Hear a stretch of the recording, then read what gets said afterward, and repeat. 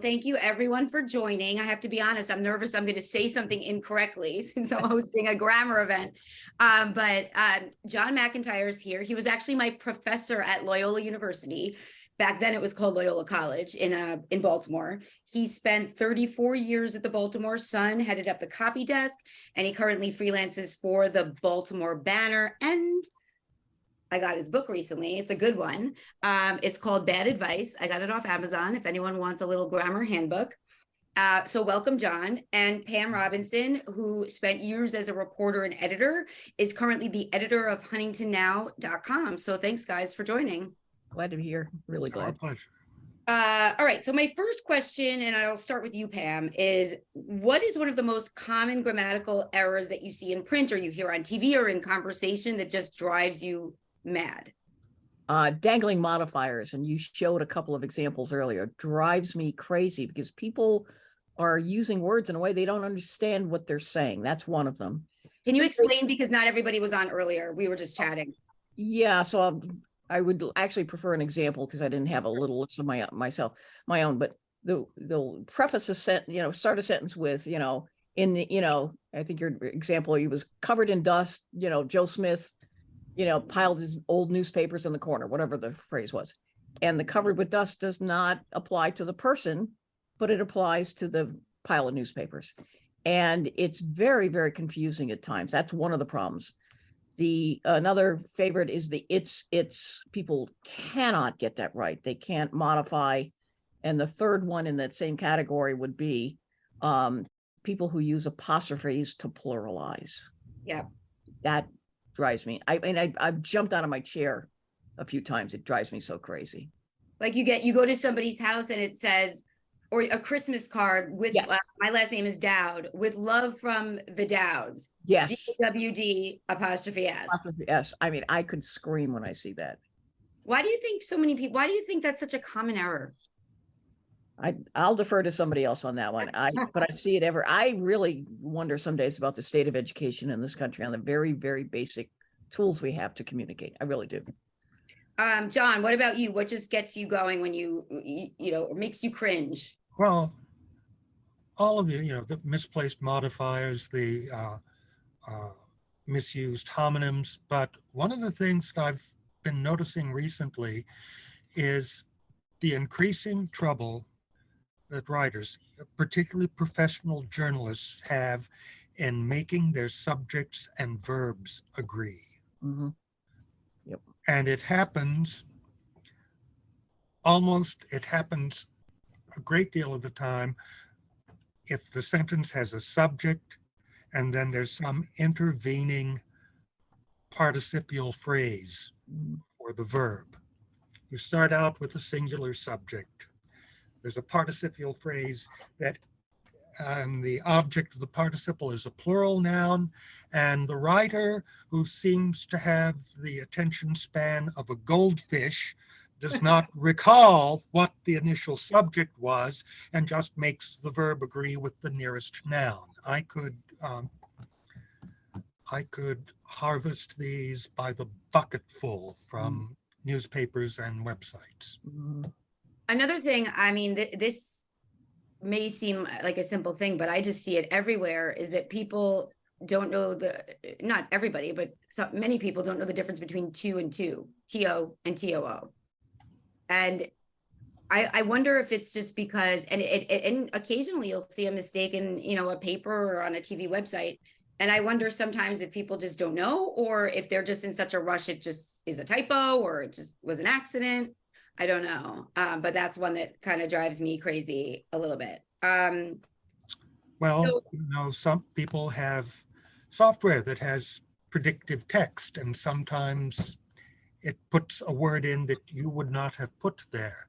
But it's also the case, the problem with it's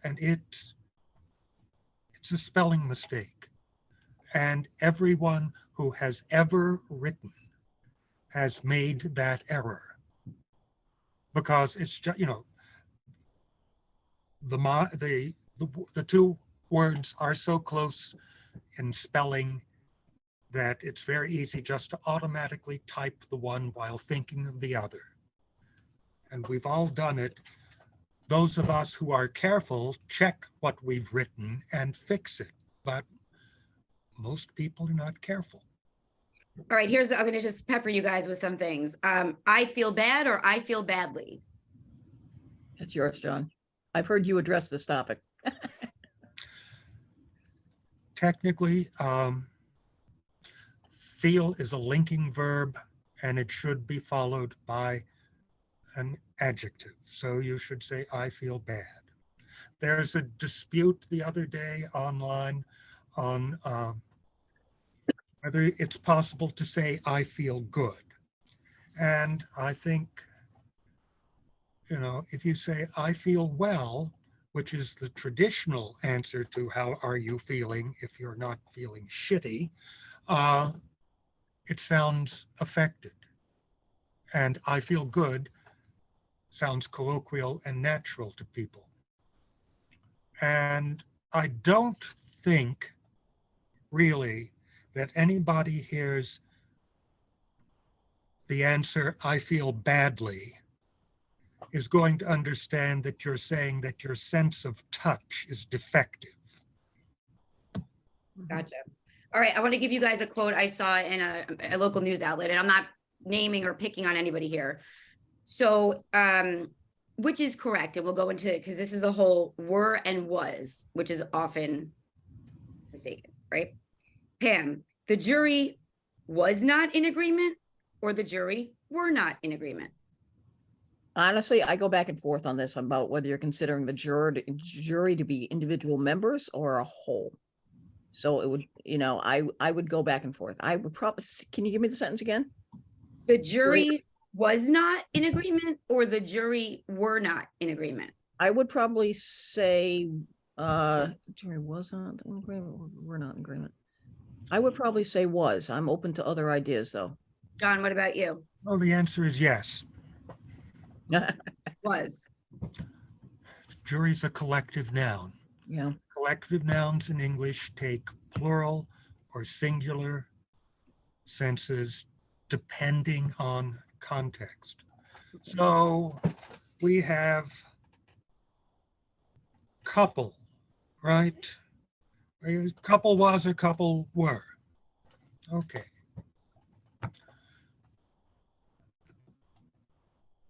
The couple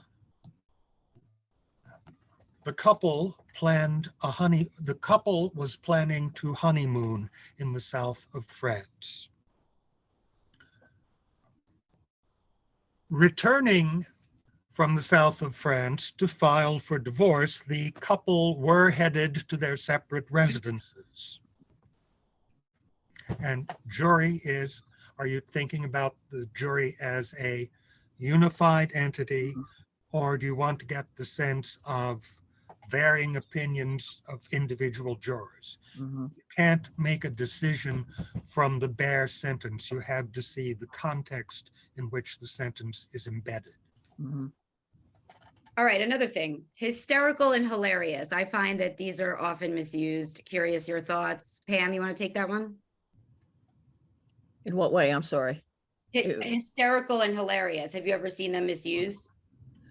No, I can't. I thought you were addressing the H pronunciation. Oh, issue. I'm sorry. Well, and my Long Island accent. But Yeah, that's right. So, for example, something is very funny. It's hilarious. People will often say that's hysterical. Now, I believe it's supposed to be that's hilarious. Yeah, people have just gotten very, very careless, and the language is changing, and I think it's changing very quickly. I think it's sped up by the vast amount of conversation, if you can call it that, online. So people are just picking up whatever the latest thing is and just using words very, very carelessly. And who's to say what it'll be like in 2 years or 5 years, whether that'll be a distinction that people will make. I don't know. I've personally seen that. John, can you start a sentence with and can you start a sentence with but? Have you ever read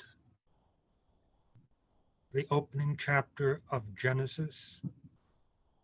The creation of the universe, in which every other sentence begins with and? Yes, yes, you can. And yes, you can begin a sentence with but. The shibboleth, the bogus rule that you cannot begin a sentence with one of the coordinating conjunctions has just never really been the case in English. Brendan, can you pull up the Cuomo tweet? The big whom I want to talk about. So I see this tweet and I thought it was supposed to be whom. Can one of you answer that? I will tell you what I told my students the last 10 of my 25 years at Loyola. Okay. Just use who. Yep. Okay. Whom is slowly fading out of the language. Mhm. It is most likely to survive when it's the object of a preposition, to whom, for whom, with whom. But if you look at the way that people actually write, when they try to use whom, they get it wrong at least 50% of the time. Agreed. So if you use who for both subject and object, most people are going to be fine with it. And the dwindling cadre of sticklers, you're never going to please them anyhow. All right. That's an interesting answer. I was, had it in my brain that you had to use whom. So that's well, I taught that. I mean, this is the standard English. And in the Cuomo sentence, yes, my father, whom we lost him. It's an object. But once again, in longer sentences,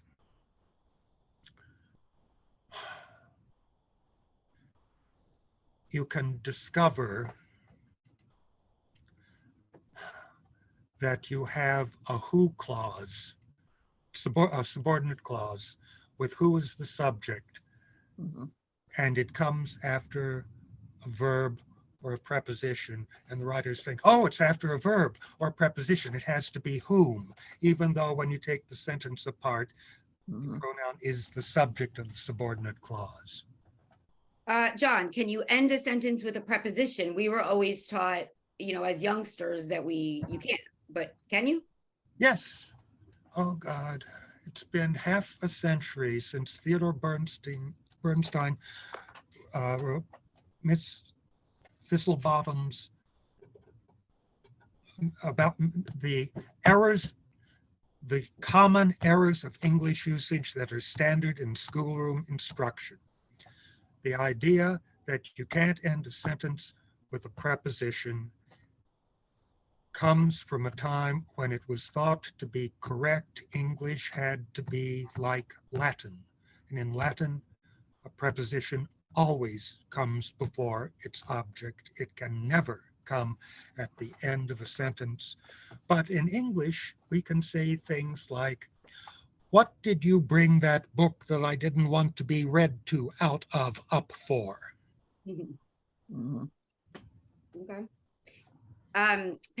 Leads, I was going to add my 2 cents to that.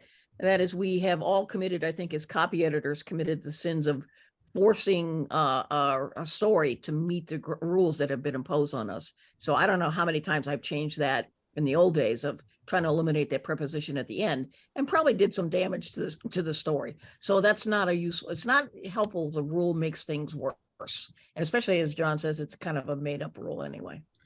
Pam. Oh, sorry, go ahead. Yeah, there's just a whole set of absolutely bogus rules. The Brian Garner's Modern English Usage has a section called Superstitions. And you'll be happy to say it. What the superstitions include that you can't begin a sentence with and or but, and you can't end a sentence with a preposition. I worked for a newspaper, I won't name, a very large and prestigious newspaper, bigger than Newsday, where the slot man refused to allow you to use the word during. And his argument was during could mean the whole length of the event or just one piece of it, and therefore it wasn't clear. Now, can you imagine the contortions you went through to resolve that issue in a story? And it's like, it was insane. Here is the problem with editors and copy editors in particular. Mm-hmm. Editors and copy editors love to make and observe distinctions. Mm-hmm. And we are tempted to make distinctions where they do not exist in the language. Mm-hmm. Mm-hmm. Classic example is over and more than. That was my next question. Yeah. Go ahead. Generations of journalism students have been taught over can only refer to spatial reference. It cannot refer to quantity. And it's nonsense. If you look at all of the standard dictionaries, they all list over with the sense more than. Mm-hmm. Wow. I nagged the AP style book editors Uh-huh. until they finally dropped that entry. And I have to say that is so ingrained in me. I resisted for a while because to me that's like a fundamental thing I thought I learned by reading the AP style book. Yes, we were taught that, and we did it for years, and it's habitual. This is the interesting thing, you know. They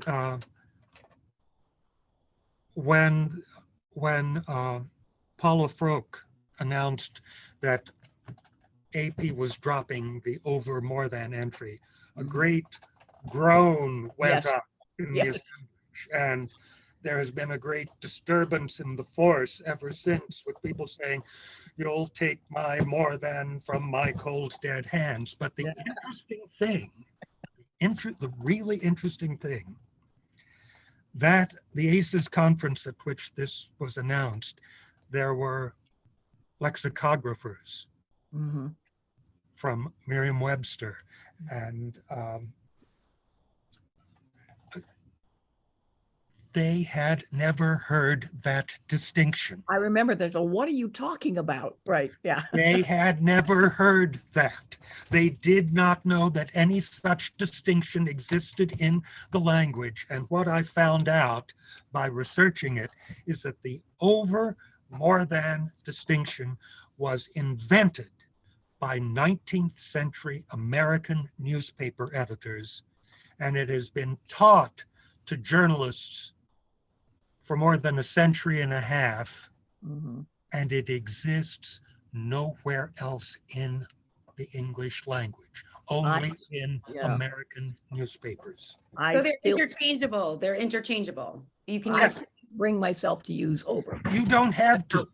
Right. You can follow your own personal preferences as you like. You just can't impose bogus rules on everybody else. Right. I agree. I completely agree. And for many years I did. So. Oh, we've all done that. All done it. Yeah. Yeah. Because I discovered I spent half my career, half my 40 years as an editor learning things. And I spent the second half unlearning things. I agree. Things that I'd been taught that just were nonsense. And were like the over more than distinction, what I call dog whistle editing. Prep choices that only other copy editors can hear, and that the rest of the English speaking word does not notice. Yeah. All right, so here's another one. I was always taught if it's two people, it's between, and if it's a group of people, it's, you know, the girls, or it was among friends, or it was between the two of them. Can somebody tell me if that's correct anymore? Because I see between always being used what I think is incorrectly, but I don't know if it's incorrect anymore.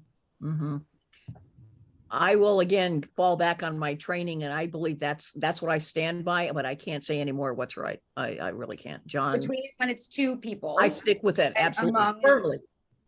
Well, Yeah, do you know what the basic rule of English grammar and usage is? Generally, with some exceptions. Yes, between is among two parties, and among involves more than two parties, right? Three or more, up to infinity, right? Yep. But there are occasions. Okay, I said more than two parties when the exchanges within a group are both individual and collective. Let me give you an example. The U.S. Secretary of State goes to the Middle East to have discussions with the governments in Jordan and Egypt and Israel. In that case, you can say that he is talking between the group because he's meeting with each government individually, but it's part of a collective action. Gotcha. Okay.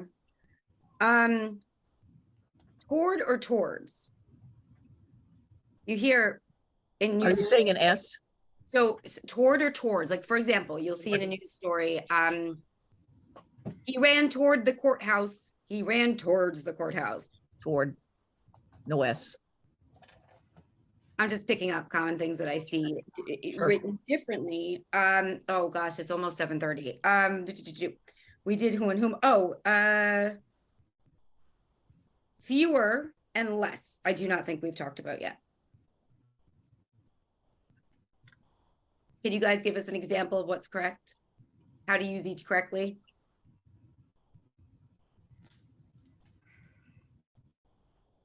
When to use each? I saw somebody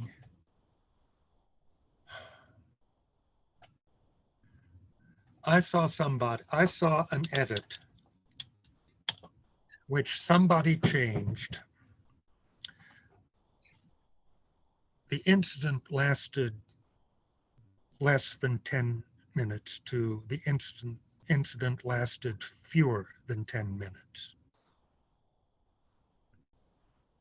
Which struck me as insane because 10 minutes is a span. We're not talking about individual minutes. Yeah. So the less fewer distinction wouldn't arrive there.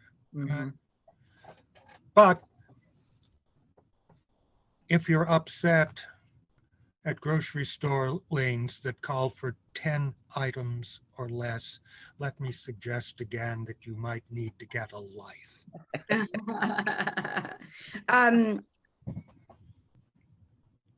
I had another one. Oh, we were talking about this before the Zoom started, and I'd like to bring it up again for those of us who cover the courts. I think this was before everybody was here. He pleaded guilty or he pled guilty. And Pam, you had something interesting to say about this. Yeah, I personally think pleaded is the way to go, and so I always write it that way. But I was on Twitter a few months ago, and I follow Preet. I've never pronounced his name correctly. Preet Bharara. And he was arguing vociferously for pled. I mean, he just wasn't taking any other ideas. He wasn't accepting anything. So it's hard to argue when the former U.S. attorney says pled is a perfectly good word in the courtroom. It's hard for me to insist that he's wrong. I'm not going to. Luckily he doesn't come and edit me. So it's an interesting. I just grew up hearing pleaded always, not just in newspapers, but that's the word that was used. But in not even recent years, for a long time, pled has been more and more accepted. So. All right, John, I need a quick explainer. I need everyone to hear lie versus lay. Oh.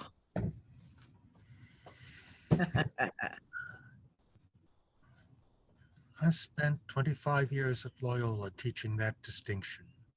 I suggested that my students get the principal parts of the two verbs tattooed on their wrists before the final exam.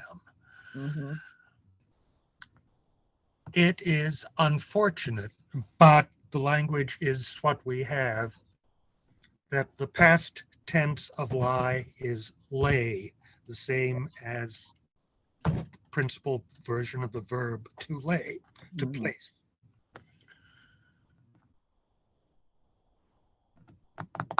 I almost never hear, I almost never see or hear anybody saying, I was tired that afternoon, so I just lay down for a couple of hours. Mhm. I always hear, I laid down for a couple of hours.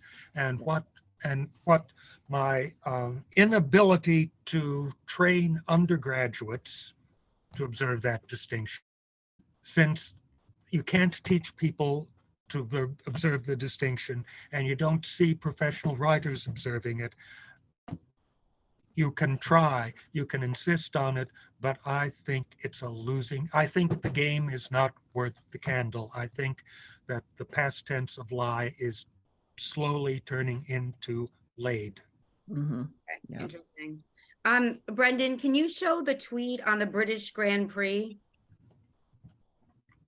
Okay, this is a former colleague of mine who corrected this tweet. But I would like to speak about weren't and wasn't, because they're often confused. And are there any tips, either Pam or John, you can give people to know how to correctly use it? Can you explain? Well, to me, it's really easy. If something didn't happen or wasn't true, it's weren't. I don't know why that would be a problem for people. To me, it's not difficult at all. But I also don't think objects, getting objects of prepositions is hard either. But I feel like we're losing that one too. So to me, it's very simple. Andrew's right. Yeah, okay. It wasn't. It's not. I mean, it is at Silverstone. So I don't know why the distinction exists, but I hear the effect of it, which is to say that it is at Silverstone. So Okay. John, anything? Well, the subjunctive been slowly fading out of English for a long time. mhm. And yes, if it's contrary to fact, you would say were rather than was. But the way people talk and write, what are you going to do? Mhm. Yeah, okay. I got to say, some of these conclusions that we're reaching, John, are so alien to our training and years in the business. I know. And, I feel a tinge of regret Mm-hmm. that I spent all those years changing things that didn't need to be changed at all, Mm-hmm. and wasted time that I could have used to try to improve really slack and dull writing. Mm-hmm. I do want to open it up to questions. So if Brendan, can people just raise their hand, or do you want them to write in the chat? We have a good one that came in, which was often, or actually it's pronounced often. How often differs from frequently. And that came from Alan Richter. The standard pronunciation of often is often, and often is a hypercorrection. People think that it sounds more proper or more formal. Mm-hmm. I got into a little mix up with some people here in Maryland because we just elected and installed a woman as the state controller. And everybody in Maryland government pronounces it comptroller because that's the way it's spelled. But the word is controller, which is the way it came into English from the French. And once again, well-meaning people trying to tidy up the language thought that it would be better to put the P in there to represent the Latin base from which the French word came. And so now got people who think it's correct if you pronounce it the way it's spelled, even if traditionally that isn't the standard pronunciation at all.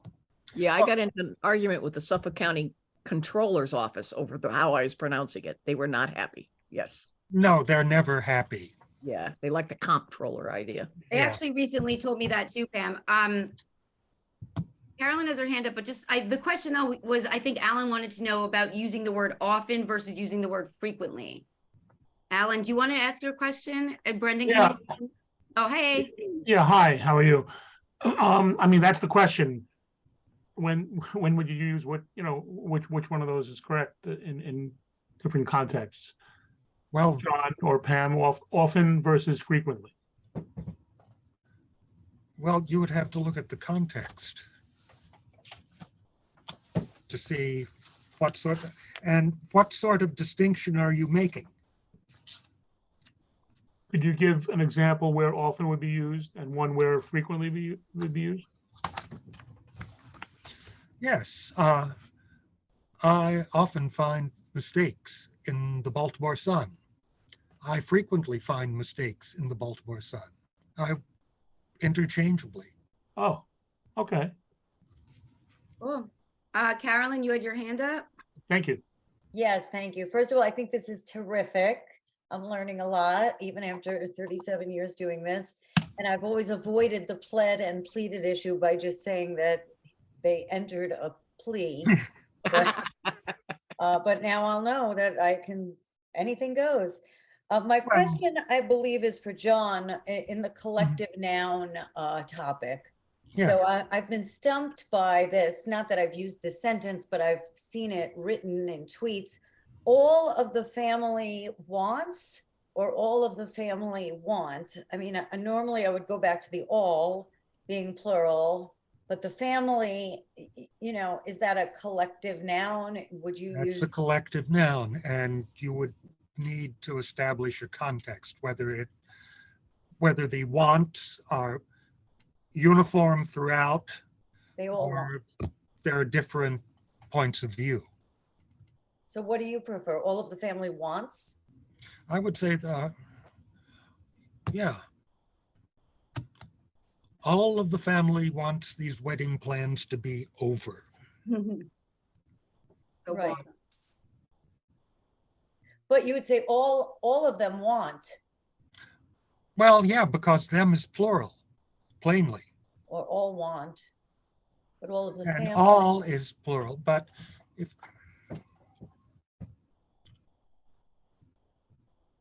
yes. It's when you insert that collective noun that it becomes a question. It Because complicates it, typically right? say that the family wants. So we're not British. We don't make collective nouns routinely plural. Mhm.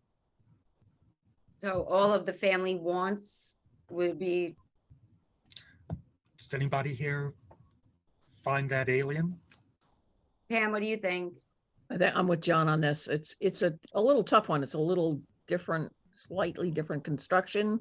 But I think John's right on this. I All was of the family wants. Yeah. I see a finger up.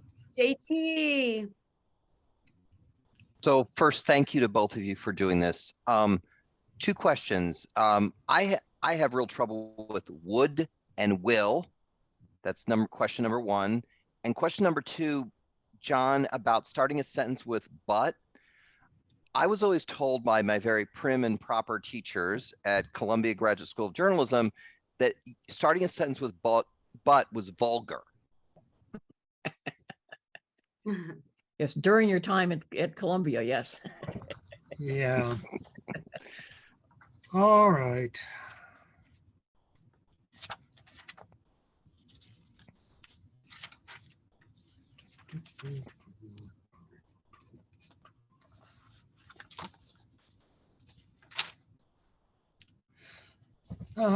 In Garner, the false notion you never should begin a sentence with and or but.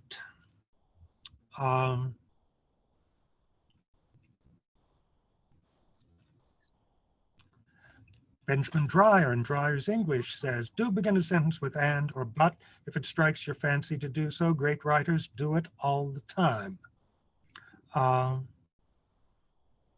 And he's got a double column page of citations about, I think if I went to Merriam-Webster's Dictionary of English Usage, which is very helpful about the historical context of usages, I don't want to take the time to walk across the room to fetch it, but I could probably find multiple citations of those usages in works of established writers. I would even argue that in some cases it helps to emphasize the point that you're making with the rest of the new sentence. You're separating it from the previous. And it says, Yeah. but it has more impact, and you may not necessarily be looking for that, but I think that's the effect, and it's a good one. It's a useful tool.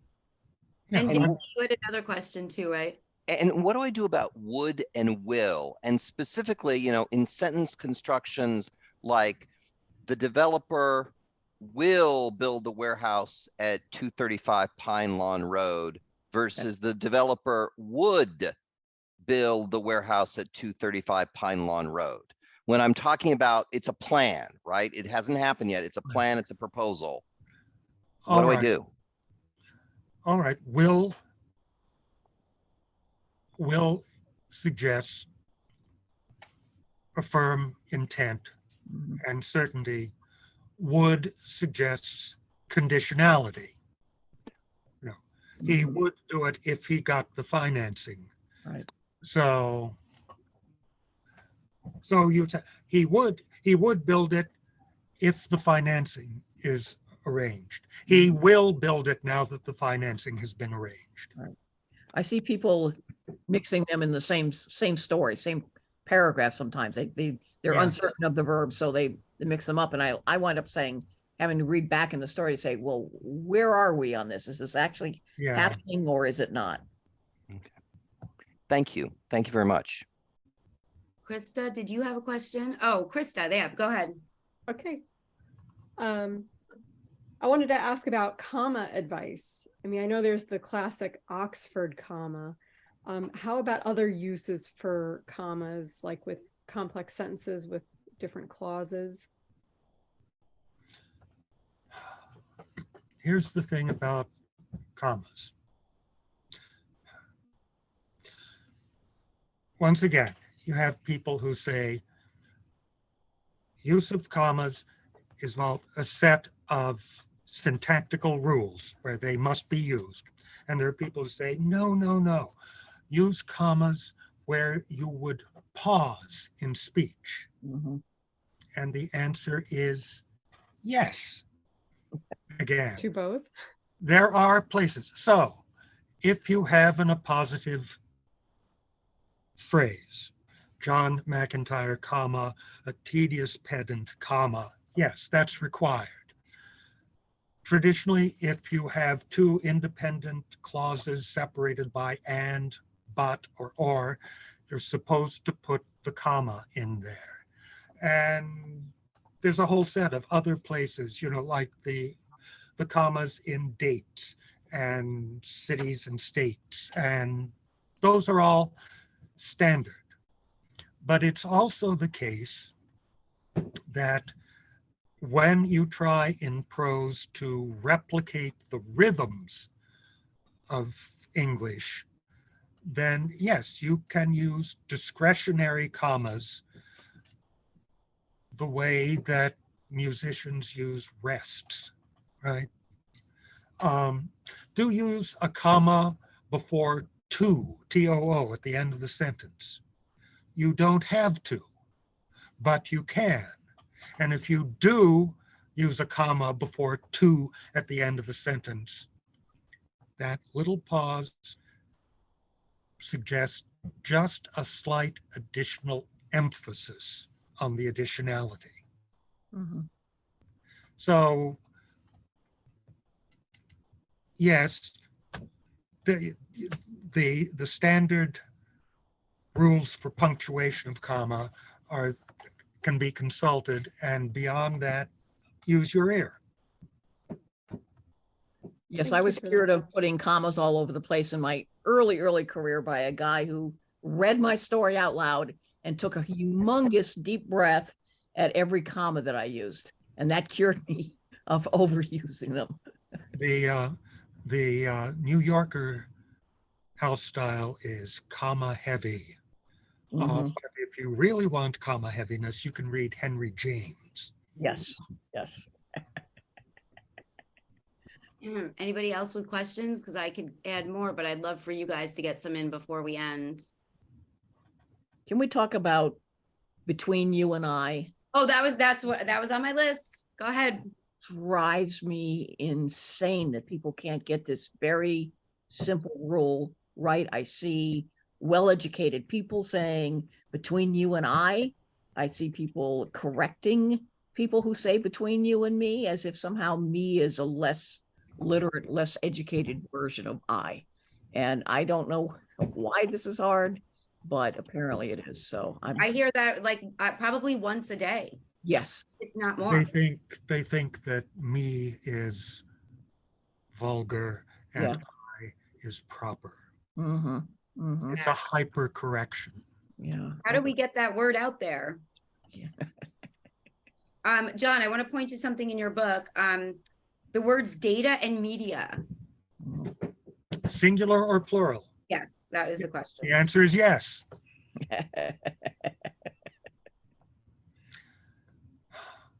I think only in fairly rarefied contexts in scientific and technical writing are you ever going to see the word datum, Mm-hmm. which is the singular. And increasingly, data is treated as a collective noun. Do you mean the whole shebang, or do you mean all the individual points in it? And I would prefer to keep media as a plural because we got lots of them. We got newspapers, we got them online, we've got radio, we've got television, we got movies, we got lots of media, and I would prefer to see the plural preserved, but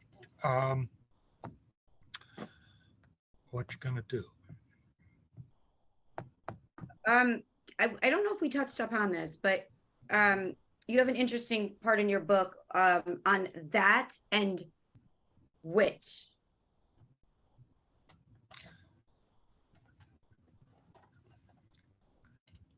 The Fowler brothers, of Fowler's modern English usage.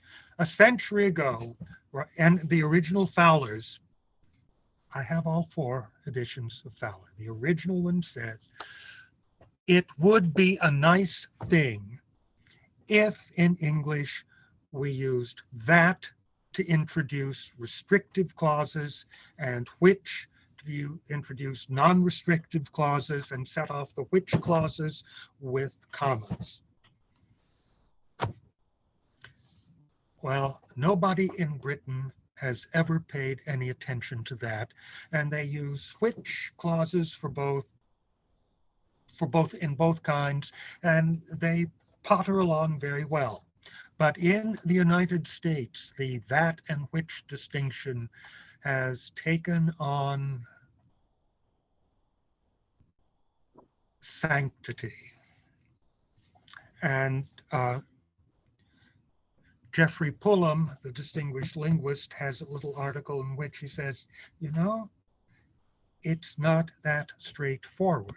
For example, you can talk about that which you dislike, because you would not say that I dislike. So, yeah, generally speaking, use that clauses as restrictive ones and set off your which clauses with commas, and most people will be happy. I'm curious, do you find any, are there any words that drive you crazy that you think are overused in journalism?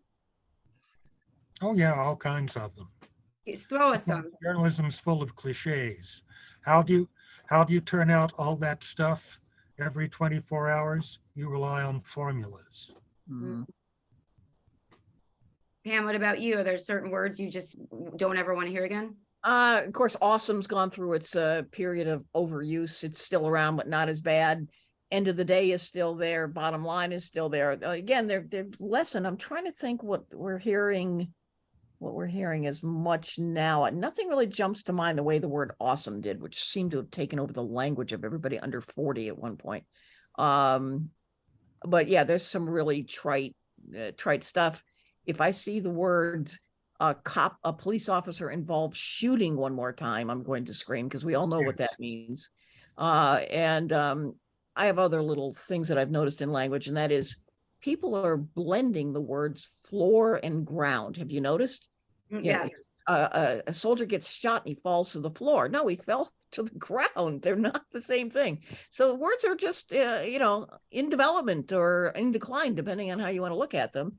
And there's, I can resist as mightily as I want. I guess if you feel if there's a distinction that needs to be maintained, in this case, I think floor and ground are different. I will fight them to the end, but others, I think you just have to get to the point where we're going to go along with it.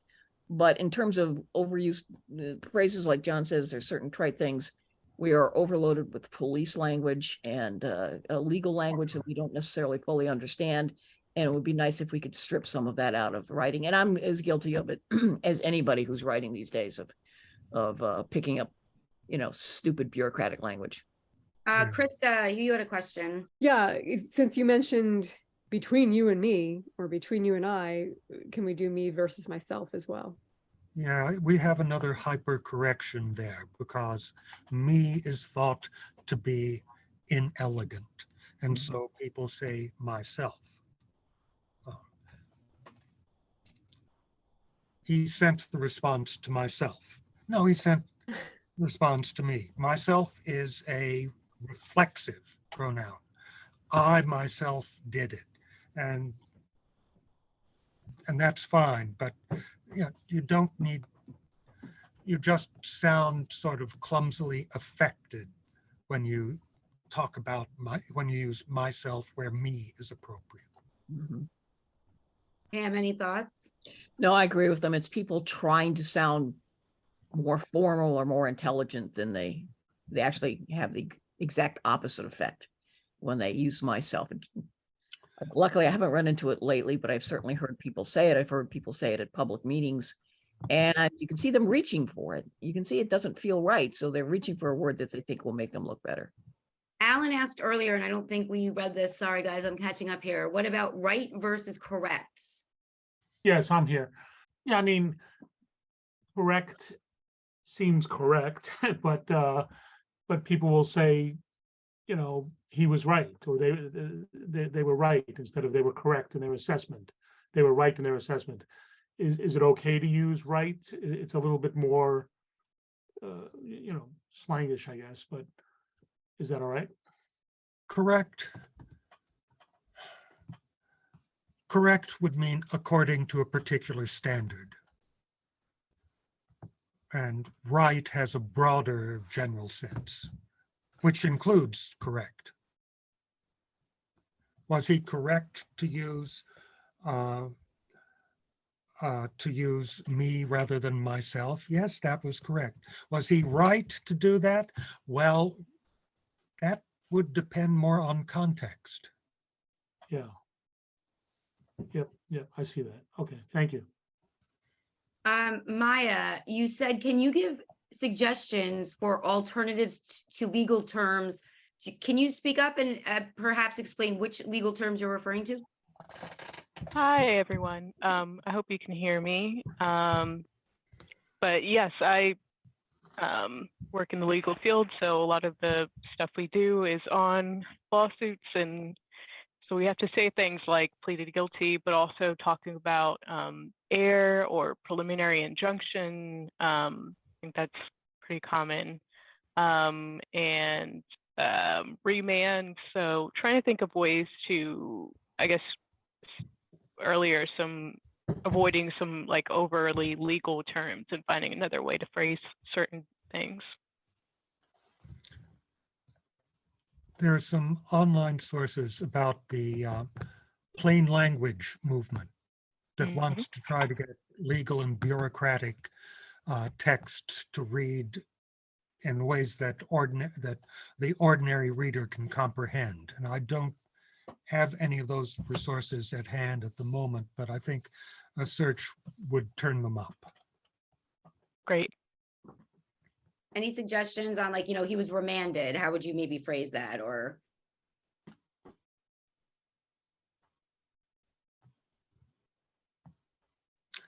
well, turned over. Mm-hmm. The way Oh, the way the police say the victim was transported to the hospital, yes. victim was taken to the hospital. You can find, ordinary words for the jargon. Mm-hmm. hold on, guys. Jennifer said she notices an overusage of superlatives lately. Seems that everyone is, quote, brilliant or, quote, amazing or, quote, 1000%. I think it's the result of our ramped up conversations going on the internet. Everything has to be to the max. Everything has to get a sarcastic answer that's the most insulting possible. So I think it's a reflection of where we are politically at the moment. Guys, I'm sorry if I missed anyone's questions in the chat, but can you raise your hand if you have one? We're just about done, but I'd love to get one or two more in. I have one, Cecilia. Yep, and then then Liza next. Or is it Lisa? Sorry, I think I mispronounced your name. Go ahead, Brendan. Take versus bring. I've had this explained to me a number of times, and sometimes I could just tell what sounds right and what sounds wrong.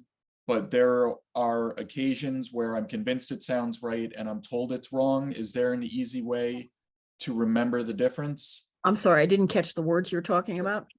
Take Oh, versus bring. yes, you take something somewhere else, you bring it to yourself. That's the way I understand it. I'll yield to John on whether that's a distinction worth keeping, but it makes sense to me. It can change depending on the sense of directionality. Mm-hmm.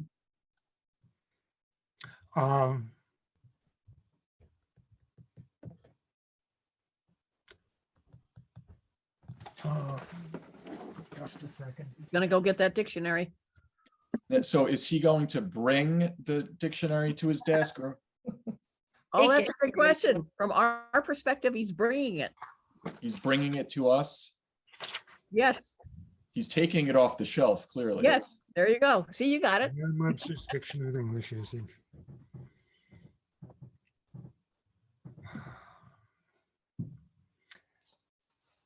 Which is 2 pages. So, native speaker of English will hardly ever misuse bring or take. The problem exists in the minds of usage commentators who have formulated incomplete rules for the use of bring. The basic point, bring implies movement toward the speaker and take implies movement away. Mhm. So that's the context in which direction the movement is going.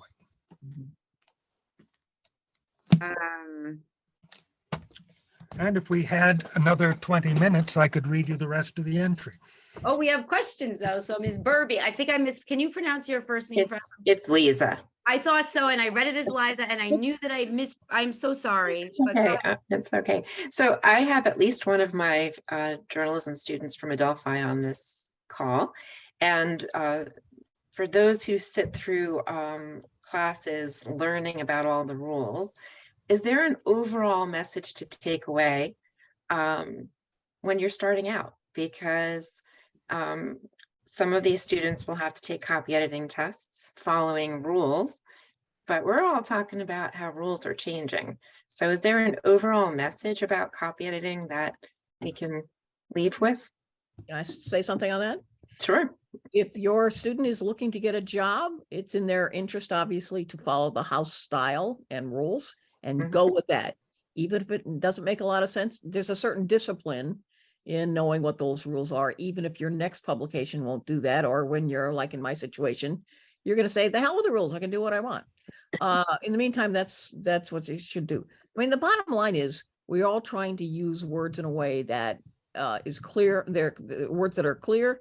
And that's the main point. We make these distinctions, some of which are made up, to make things clear to people. And that is what they have to maintain.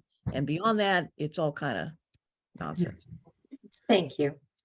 My advice would be, there's a set of standard references. And I think really Garner's Modern English Usage is out in its 5th edition. It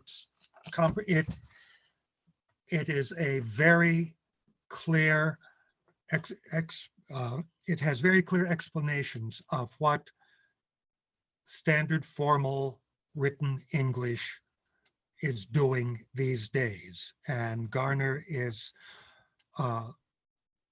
attuned to the way these usages have been developing. Or for about $12, you could buy my book. Got it. Liz Burke. Hi, Liz. How you Hi, doing? Good to Cecilia. see you. Nice to see you. This is something I just hear in conversation and a lot as of late. I'm assuming both are incorrect. The term, if that's even a term, anyways. And the other one is, it was so fun. Anyways is a colloquial variant on anyway, and fun has come to be an adjective because in English we like to turn nouns into verbs and verbs into nouns and all kinds of things into adjectives, and nobody can stop us because we use English. Yes. I'll say this. The internet has given us something remarkable. It gives us the proof that nobody writes very well. Mm-hmm. The fact is, nobody has ever written very well. It's just now, with everybody having access to the machine, everybody becoming a self-publisher, we get to see how everybody writes, just as the way we get to hear the way everybody talks. In my case, I don't really care how you talk. And really, I don't care how you write unless you're paying me to edit it. There you go. All right. Well, guys, I want to thank you, Pam and John. Thank you so much for doing this. We had a fantastic turnout. I mean, this is great for Zoom. We had Brendan, what do we have, 50 people? We had close to 50 people come in and out. That's right. Fantastic. That's fantastic. Thank you so much for, everyone, the press club, this is voluntary. We don't pay our panelists. So it was really kind of you to spend this hour with us. We really appreciate it. I think this was super helpful. A lot of fun. Yeah. Thank you. Thank you both. Thank you. Thank you so much, Pam and John. Thank you, Cecilia, for moderating. You did a wonderful job tonight. I'd like everybody to know that coming up on April 20th, Cecilia is going to be moderating again. We have an event planned on investigative journalism. Expect to see that on Zoom.